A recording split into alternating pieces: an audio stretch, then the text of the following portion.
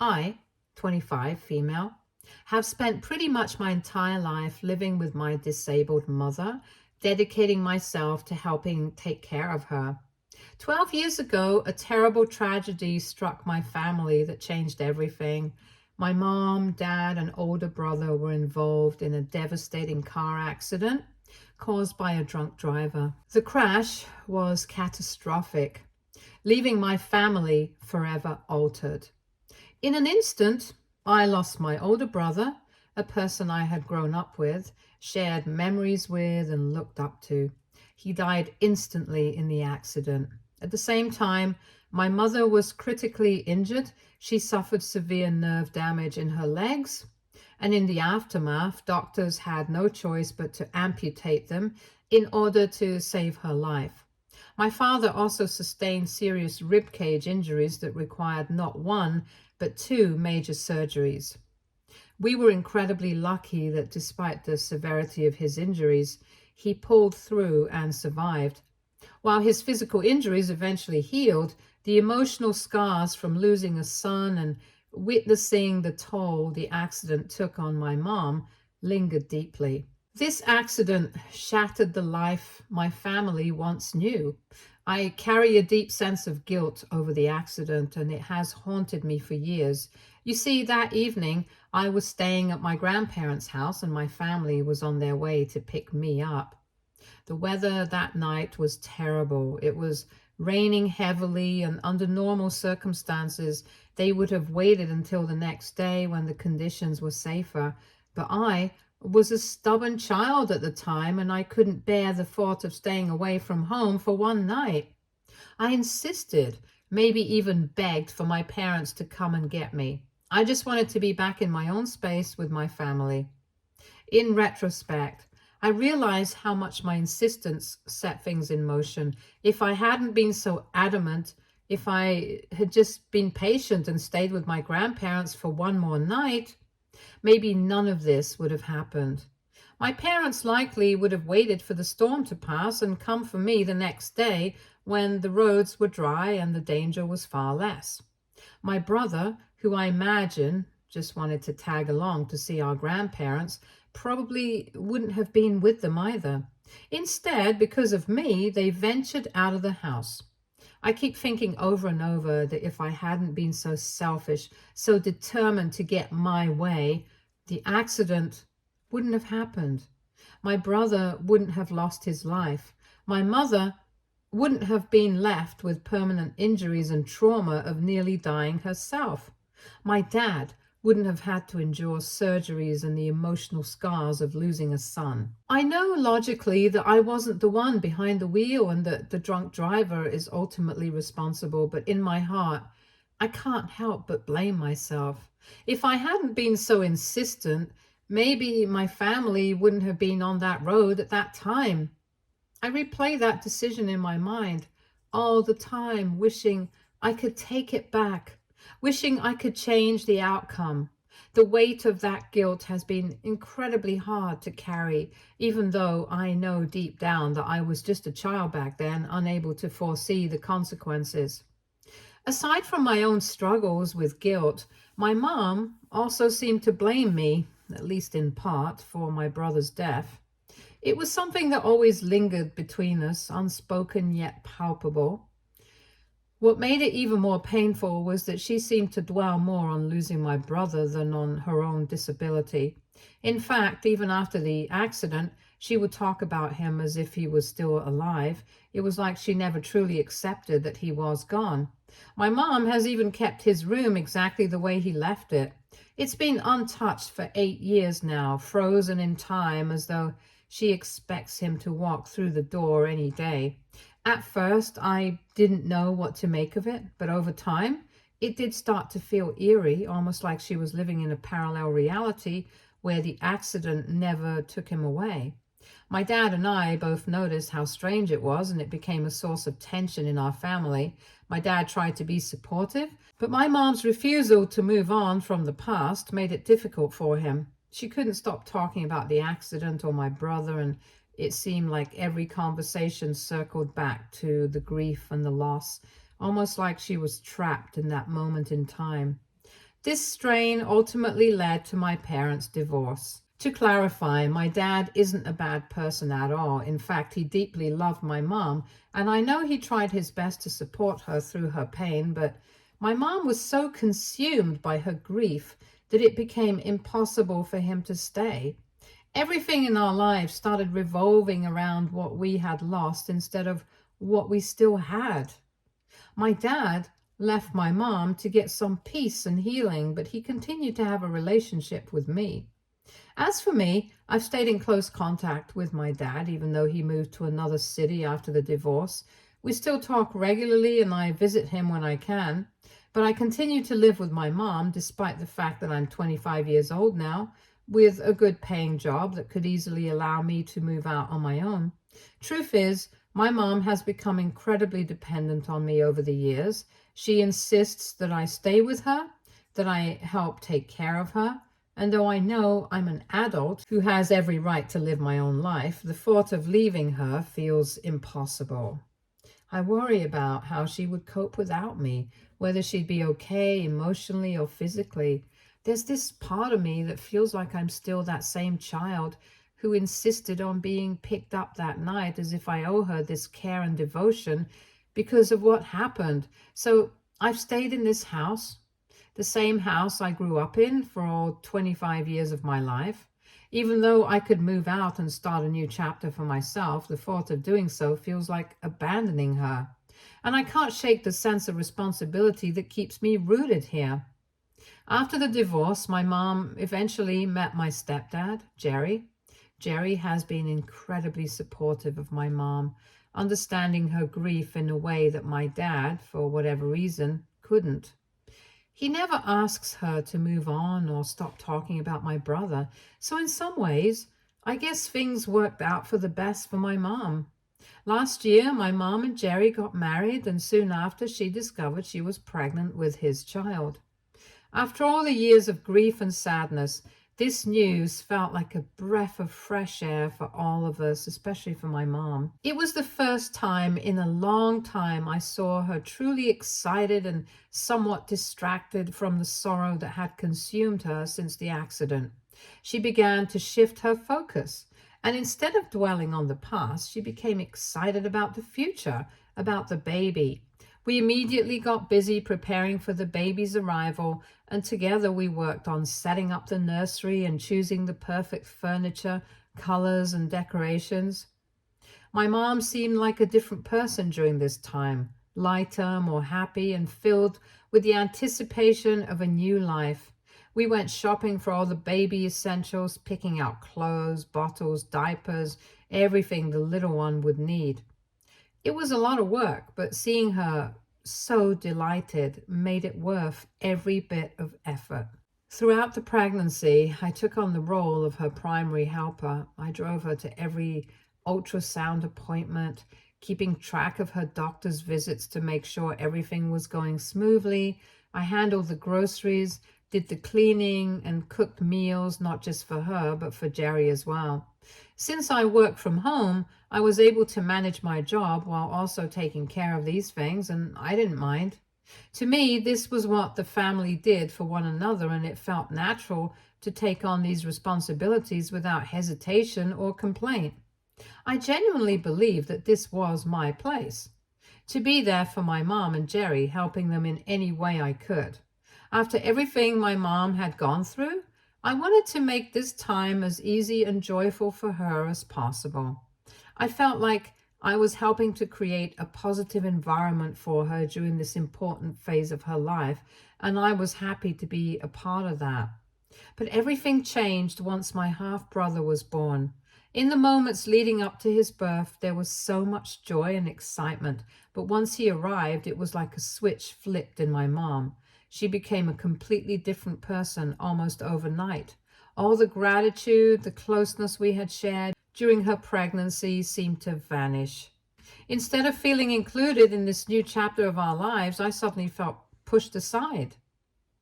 My mom's focus shifted entirely to my half-brother, which I expected to some degree. Of course, he would be her top priority, but what I didn't expect was how distant and cold she became towards me. It was almost as if the bond we had built over the past year didn't matter anymore. All the time I spent helping her, supporting her through the pregnancy, seemed forgotten. Instead of being part of this new family dynamic, I found myself feeling like an outsider to my own home. Since my mom gave birth, the anger she's always had towards me, stemming from her blame for the accident, has intensified, becoming almost unbearable. It's as if the arrival of my half brother has amplified all her negative feelings towards me. What used to be subtle resentment has now grown into outright hostility, and it feels like she's taken every opportunity to make me feel unwelcome in this new chapter of her life.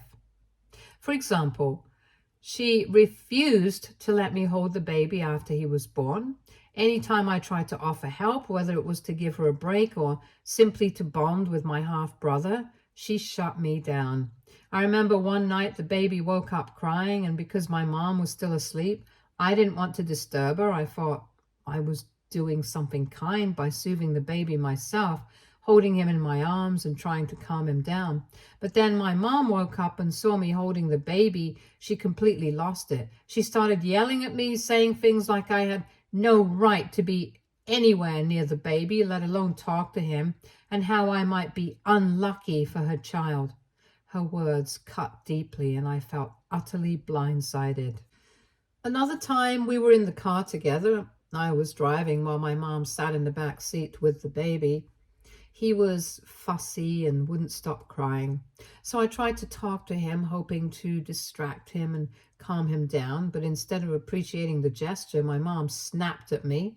She told me in no uncertain terms to keep my mouth shut and just focus on driving, like I had no right to speak to her child. She then comforted him herself, completely disregarding my attempt to help, as if I had no place to interact with the baby.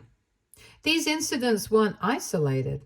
Time and time again, my mom found ways to ice me out, to make me feel like I was a threat or an outsider in my own home. It was as if she was going out of her way to make sure I knew that I wasn't welcome near the baby, and she made it painfully clear that she didn't trust me to be around him. As a result, I started feeling more and more alienated, like she thought I could somehow harm the baby just by being present, just by existing in the same space as him. One evening, everything came to a head. Mom and Jerry had tickets to go to a show for the day, and naturally, I assumed that I would be babysitting my half-brother while they were out.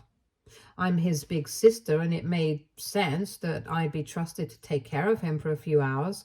But when I mentioned babysitting, my mom immediately shot the idea down, and she insisted on hiring a babysitter instead. Her decision caught me off guard, and I could tell Jerry was surprised too. He tried to reason with her, reminding her that I was the baby's sister and surely I could handle looking after him for just a couple of hours. It wasn't like they were going to be out all night. It was just a short outing, and both Jerry and I thought it made perfect sense for me to stay with the baby. I tried to reassure my mom, telling her everything would be fine and that I was more than capable of caring for my brother. But instead of being reassured, she completely lost her mind again. In a fit of rage, she accused me of being responsible for killing one child, my brother, from the accident, and she yelled that she was never going to let me kill another. Hearing her say those words was like a punch to the gut. It was one thing to feel her unspoken resentment over the years, but to hear her actually voice it so viciously, as if I was some kind of danger to my half-brother, was devastating. Jerry tried to calm her down, stepping in and trying to mediate, but she was beyond reasoning at that point. I could feel my chest tighten and my eyes filled with tears. I couldn't believe that my own mother, the person I had spent my whole life taking care of and supporting, thought so little of me. I didn't even have the energy to argue back. The weight of her accusations, the years of feeling blamed, of being the silent target of her grief, finally became too much.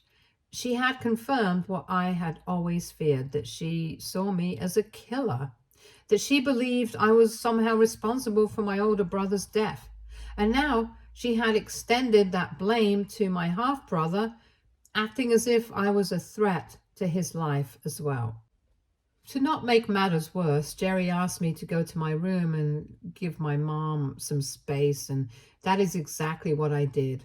Later, he came to apologize to me and told me how my mom is probably stressed out and to not take her words seriously. Meanwhile, I just broke down crying. All I knew at that moment was that I couldn't keep living like this, constantly walking on eggshells, always feeling like I was one step away from being blamed by my mom.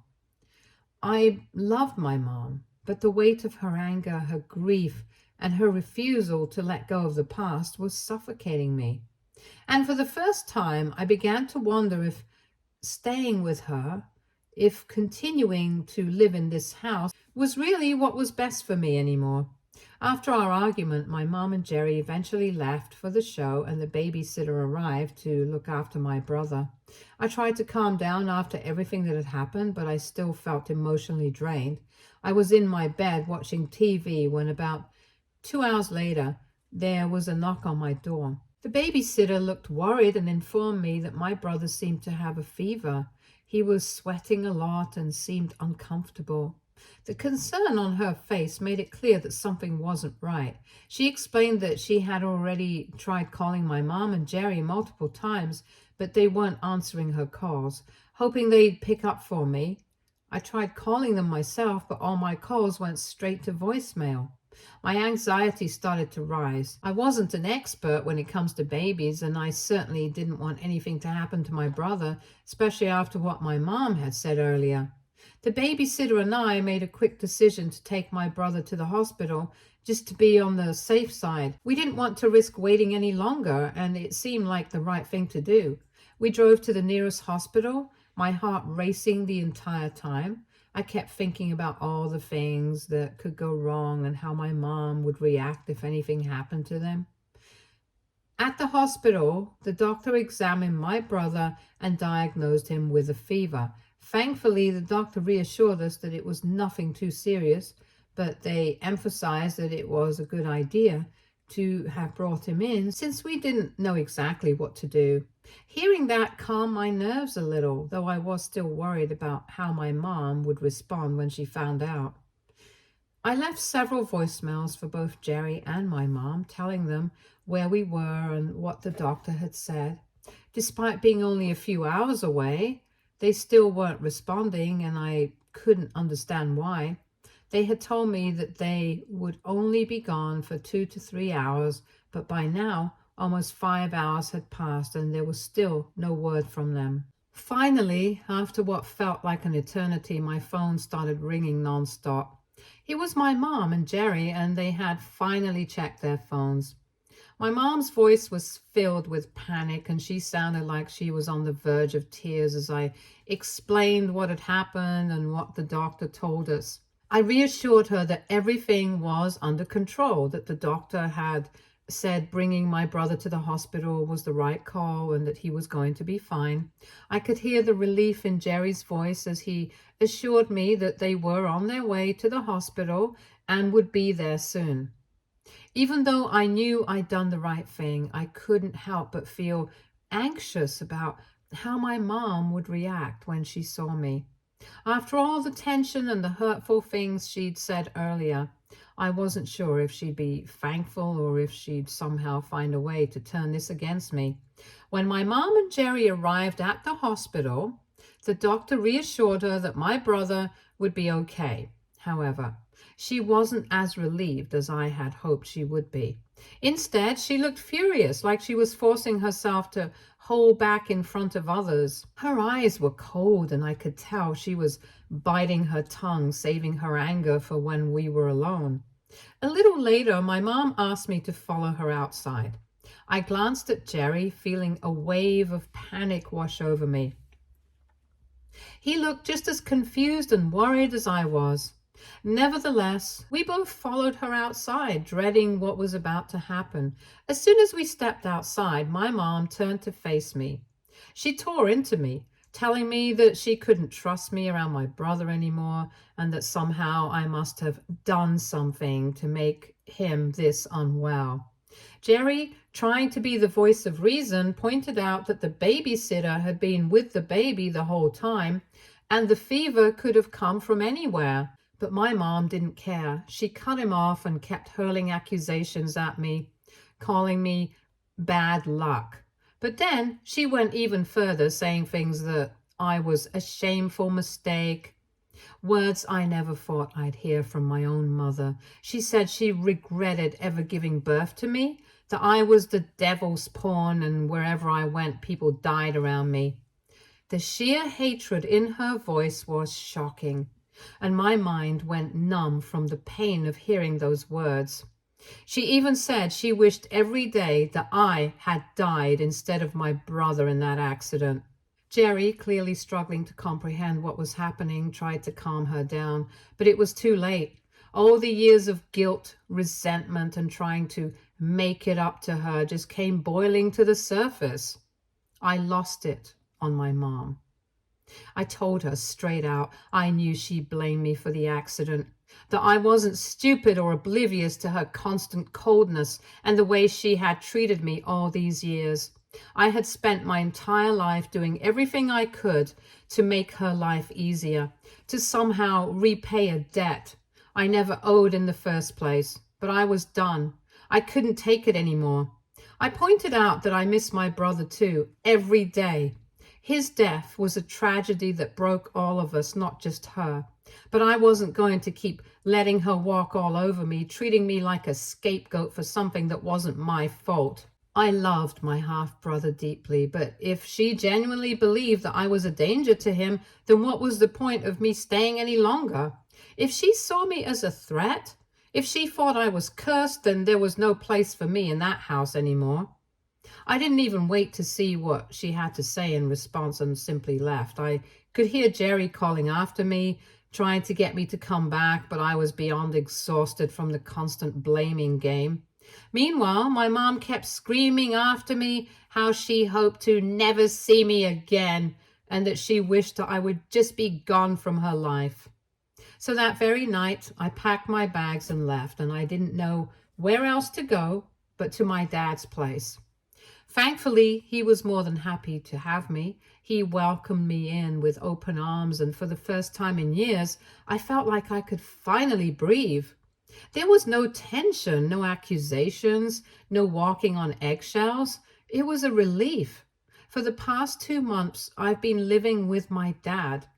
It's been a strange adjustment trying to figure out who I am outside of the caretaker role I'd been for my mom my whole life. But I will say that it's been peaceful living with him. However, things with my mom haven't completely quieted down. Even after I had left, she continued to call and leave voicemails demanding me to come back home.